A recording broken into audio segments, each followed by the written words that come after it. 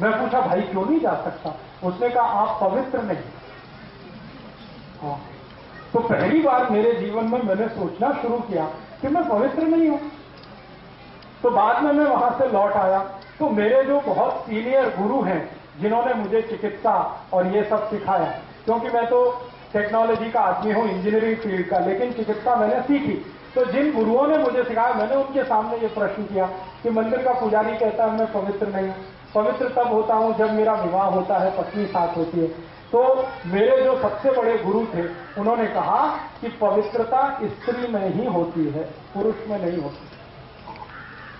और उसका कारण ये है कि हर महीने उसका शरीर अपने पुराने कचरे को निकालकर नया धारण करता है, पुरुष में ये नहीं होता।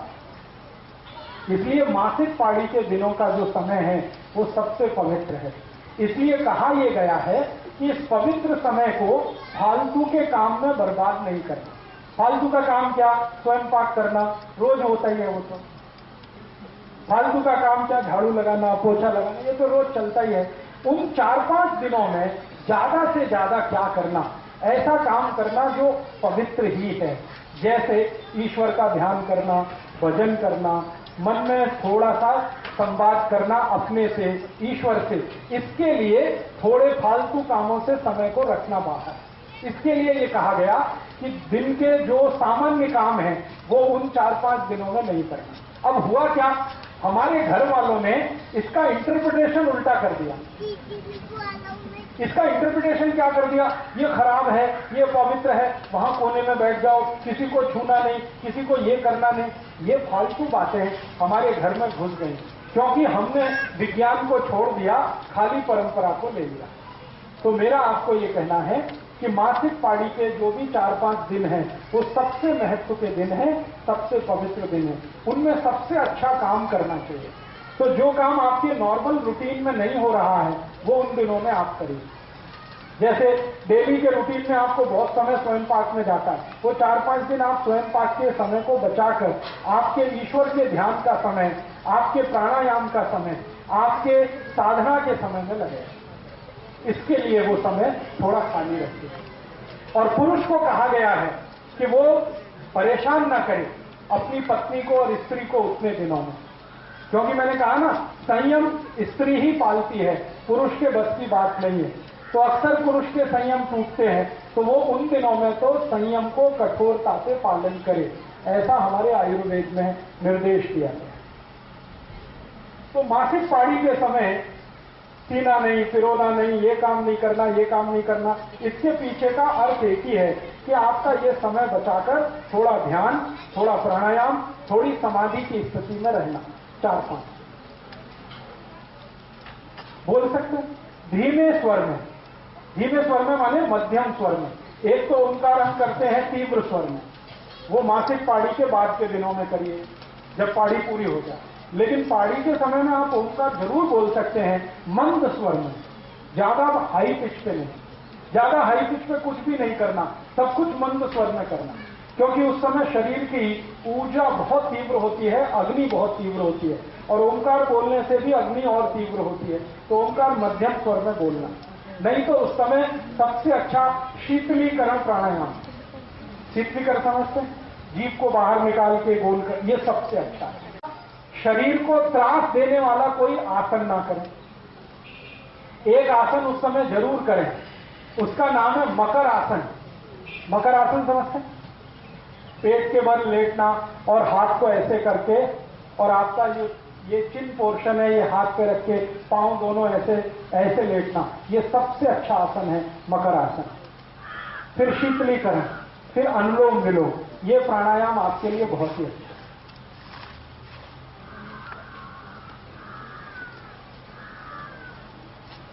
तो ग्रामीण भाग में मासिक पाड़ी के समय में जो माहिती आपको दी गई है, इसका थोड़ा परिवर्तन कर लीजिए। ये पवित्र दिन है, खराब दिन नहीं है, बहुत पवित्र दिन है। और शरीर से जो निकल रहा है रक्त, वो भी खराब नहीं, बिल्कुल खराब नहीं। ये हम कहते हैं ना रक्त बहुत खराब है, बिल्कुल खराब नहीं। शरीर में जितना रक्त है और उसमें जितनी शुद्धि है, लगभग उतना ही शुद्ध वो है। वो इसलिए बाहर निकल रहा है कि उसकी जरूरत नहीं है। अभी नया रक्त निर्माण होगा, वो 1 महीने तक शरीर में रहेगा, फिर उसकी जरूरत नहीं रहेगी तो वो निकलेगा, फिर नया निर्माण होगा। तो हर महीने नया निर्माण हो, इसके लिए पुराना स्थान खाली करने के लिए वो रक्त बाहर निकलता है। वो अशुद्ध रक्त है इसलिए निकलता है, ऐसा नहीं।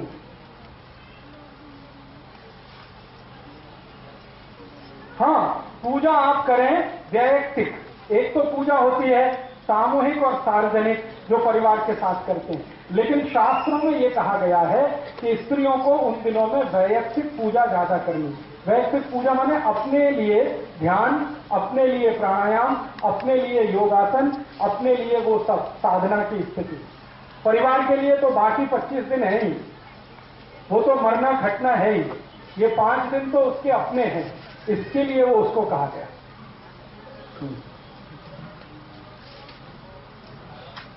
आराम तो करना ही है क्योंकि उष्णता बहुत है, मैंने कहा ना गर्मी बहुत होती है, शरीर में गर्मी ज्यादा होने से ब्लड प्रेशर बढ़ा हुआ होता है, तो ब्लड प्रेशर बढ़े हुए में ज्यादा काम करना अच्छा नहीं होता, इसलिए ध्यान, प्राणायाम, शीतलीकरण, व्यायाम अपने लिए करके बाकी समय आराम के लिए ही रखना है, ज्यादा काम नहीं करना।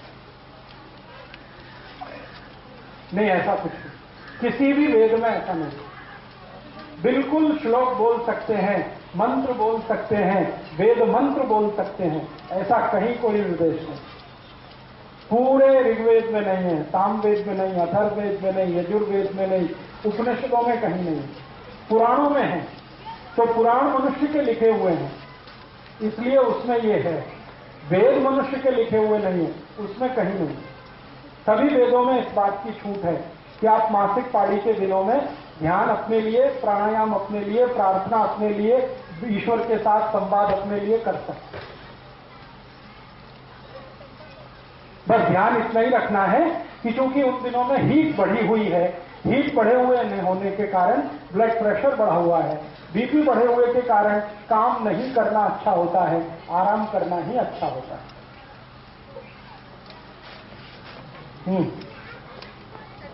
हाँ, इतनी बात समझ में आई जी?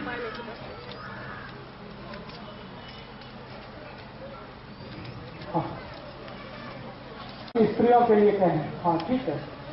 अभी जितनी बात मैंने कही वो आपके समझ में आई? नहीं आई?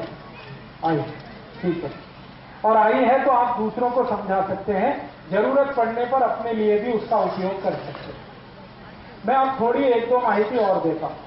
वो माहिती ये देनी है कि मान लो गर्भाधान हो गया, अभी क्या करना। एक तो गर्भाधान के पहले के मैंने आपको कुछ नियोजन बताए सूत्र रूप में, अभी गर्भाधान हुआ फिर क्या करना, तो उसके लिए भी सतत कुछ चीजों का ध्यान आपको रखना है। उनमें से पहली एक वस्तु, एक बात, एक माहिती जरूर याद रखनी है। गर्भाधान होने के बाद बहुत बहुत बहुत सावधानी से अपने जीवन को आगे बढ़ाना है। आपकी एक छोटी सी असावधानी जीवन भर की आपकी जो मेहनत है उसको बेकार कर सकती है। इसलिए गर्भाधान होने के बाद बराबर ध्यान रखना है एक बात का, वो ये कि आपका भोजन, आपका जीवन अच्छा होते ही जाना चाहिए। गर्भाधान के पहले तो अच्छा है ही, होने के बाद तो और भी अच्छा होना। तो अच्छा होने से मतलब क्या है? दूध, ताक, दही, लोनी, सूप, ये भरपूर खाना है, बिल्कुल चिंता मत करिए। उसके बाद पतला होने का भी बता दूंगा मैं। गर्भाधान होने के पहले का जो नियोजन मैंने बताया, बाद का भी उतना ही जरूरी है। आपको इस बात का ध्यान रखना है कि गर्भाधान होने के बाद दूध, सूप, लोनी, दही, ताक, ये भरपूर खाना है। और हमेशा याद रखना है गाय का खाना है।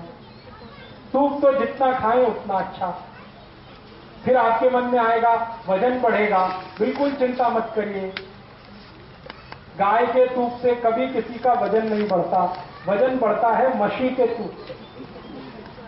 मैं बार बार कह रहा हूं गाय का दूध खाना है, मशी का नहीं खाना, वजन नहीं बढ़े। गाय का दूध, मशी का नहीं पीना, गाय का पीना तो भी वजन नहीं बढ़े। तो सूप, दूध, दही, लोनी, ताक, घी, मक्खन, ये सब खाना। एक दूसरा, भरपूर कैल्शियम आपके शरीर में रहे क्योंकि आपको और आपके बच्चे को दोनों को डबल कैल्शियम अब चाहिए। तो चूने की मात्रा लगातार खाती रहनी है, बढ़ा दिए तो और ही अच्छा है। दही में, ताक में चूना बराबर खाते रहना। केला भरपूर खाते रहना है, क्योंकि केले में भरपूर कैल्शियम है। फुटाने, शेंगा भरपूर खाते रहना है, दोनों में कैल्शियम है। तिल खाते रहना है, उसमें भरपूर कैल्शियम है। ये आप छोड़ दो, ये किसी शास्त्र में नहीं लिखा हुआ है। नहीं, आप भरपेट खाओ। आप जितना खाना चाहते हैं केला खाओ। कुछ त्रास हुआ तो मुझे एक फोन कर लेना। तो आप गर्भाधान के समय में ऐसी चीजें भरपूर खाइए जिसमें कैल्शियम है, ऐसी चीजें भरपूर खाइए जिसमें आयरन है। ये दूसरी बात ध्यान रखिए। तीसरी बात, समय से भोजन और समय से आराम, ये गर्भाधान के बाद बहुत आवश्यक है। समय से भोजन का मतलब है लंच आपका 10 बजे के आसपास होना ही चाहिए और डिनर शाम को 5-6 बजे के आसपास होना ही चाहिए। लंच 10 बजे, डिनर शाम के 5-6 बजे। हाँ, बीच में अगर भूख लगे तो जूस पीना, फल खाना, फुटाने खाना, शेंगा खाना, गुड़ खाना, तिल पट्टी खाना, गुड़ पट्टी खाना बीच में। और सुबह शाम भोजन भरते 9-10 बजे सुबह, 5-6 बजे शाम को। एक भोजन से दूसरे के बीच 8 तास का अंतर गर्भवती आई के लिए। और दूसरा एक ध्यान ये रखना है कि पहले महीने से 7वें महीने तक थोड़ा थोड़ा श्रम करते रहना। श्रम मैंने बताया, जाता चलाना एक है, सिलबट्टे पे चटनी करना एक है, कपड़े धोना एक है, झाड़ू पोछा करना एक है। ये काम अपने हाथों से ही करें तो अच्छा है, मशीन से ना करें। क्योंकि जितना आप कर लेंगे उतना डिलीवरी टाइम में आपको असुकून रहेगा, पेन कम होगा, तकलीफ कम होगी, त्रास कम होगा। ये एक ध्यान रखना है। और एक आखिरी ध्यान इस बात का रखना है कि पूरे पहले महीने से 8वें 9वें महीने तक, 9 महीने 9 दिवस 9 घंटे, एग्जैक्ट टाइम ये है, 9 महीने 9 दिवस 9 घंटे, ये गर्भाशय के पूरे होने का समय है। इतने दिन तक आई को, पत्नी को कुछ मानसिक त्रास नहीं होना, कैसा भी, किसी भी तरह का मानसिक त्रास नहीं होना, क्योंकि उसका सबसे ज्यादा दुष्परिणाम होता है वो संतान को होता है। आई को थोड़ा मानसिक त्रास संतान के ऊपर 10 पट बढ़ जाता है।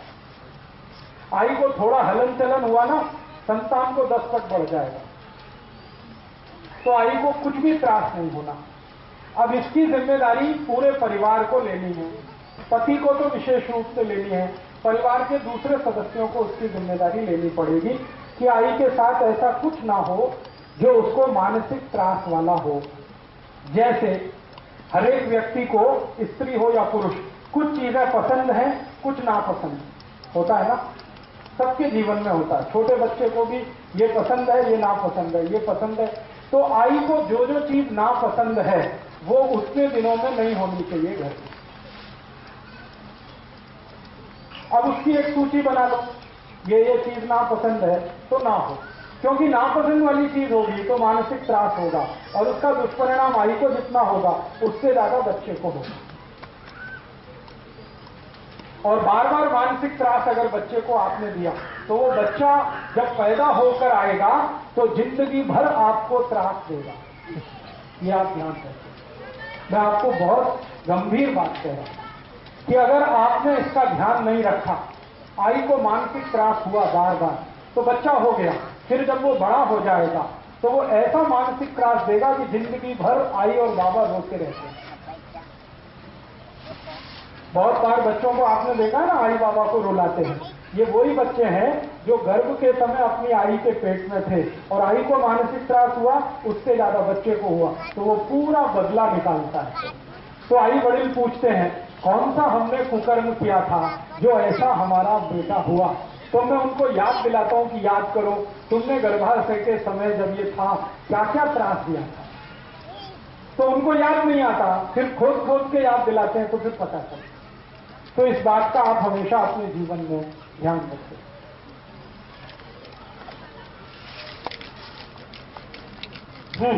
ग्रहण का असर होता है, सभी ग्रहण का, सूर्य ग्रहण हो रहा है, चंद्र ग्रहण, शरीर पर असर है तो बच्चे पे भी असर है। इससे तो हमेशा आप बचने की कोशिश करें।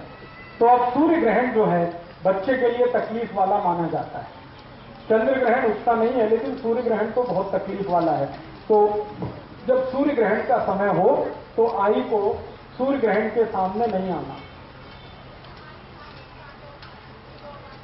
ये एक ही बात के लिए है कि आप थोड़ा आराम ज्यादा करो।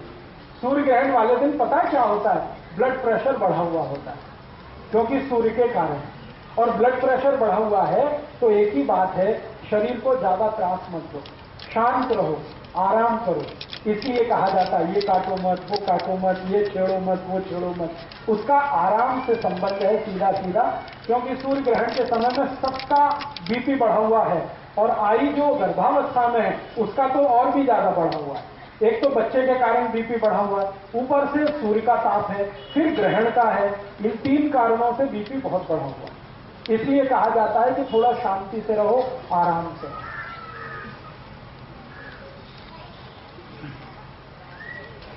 कुछ समझ में आ गया? अच्छा, अब मुझे कुछ प्रश्न आए हैं, उनका मैं उत्तर देने की कोशिश करता हूं।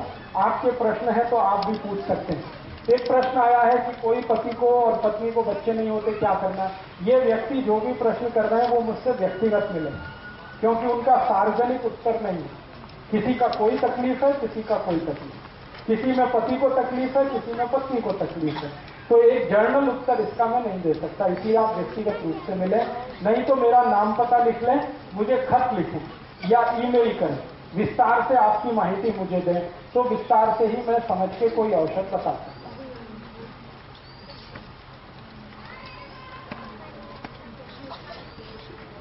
अभी जितना विषय हुआ